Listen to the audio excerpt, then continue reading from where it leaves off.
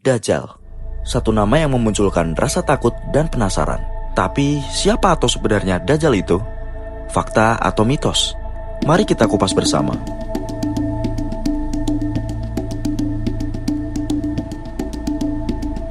Dajjal sering digambarkan dalam berbagai ajaran agama, khususnya dalam agama Islam, sebagai makhluk jahat yang akan muncul di akhir zaman.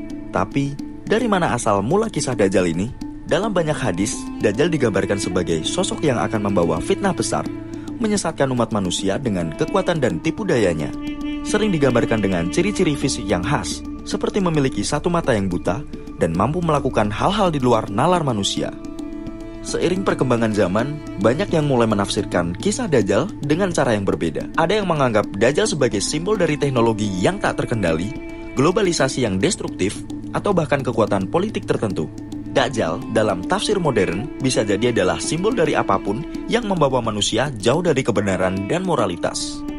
Dajjal juga akan muncul dengan tulisan kafir di dahinya yang hanya orang-orang beriman saja yang dapat melihatnya. Dia akan memiliki kekuatan luar biasa seperti kemampuan untuk melakukan berbagai mukjizat dan menyebarkan fitnah ke seluruh dunia.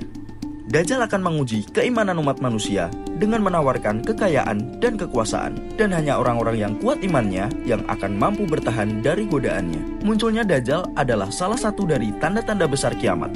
Dan menurut hadis, Nabi Isa akan turun ke bumi untuk membunuh Dajjal dan mengembalikan keadilan sebelum hari kiamat benar-benar terjadi.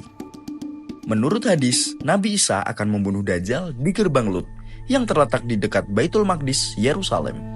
Terlepas dari bagaimana kita menafsirkan kisah Dajjal, yang terpenting adalah bagaimana kita menjaga diri dari tipu daya, kebohongan, dan fitnah yang ada di dunia ini. Menguatkan iman, berpegang teguh pada nilai-nilai kebaikan, dan selalu mencari kebenaran, itulah cara kita menghadapi setiap tantangan, apakah itu berbentuk fisik atau sekedar simbolis.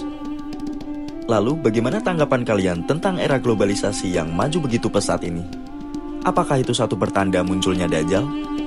Misteri Dajjal mungkin tak akan pernah sepenuhnya terpecahkan. Namun, pesan dari kisah ini jelas. Di tengah-tengah ketidakpastian, kita harus selalu waspada, berpegang teguh pada kebenaran, dan menjauhi segala bentuk kebohongan. Meskipun sudah berabad-abad berlalu, kisah Dajjal tetap populer karena ia menggambarkan ketakutan manusia terhadap hal-hal yang tidak bisa mereka kendalikan. Mitos ini juga berfungsi sebagai peringatan agar kita tetap waspada terhadap tipu daya dan kebohongan. Jangan lupa like, komen, dan subscribe untuk lebih banyak konten menarik lainnya. Sampai jumpa di video berikutnya. Assalamualaikum.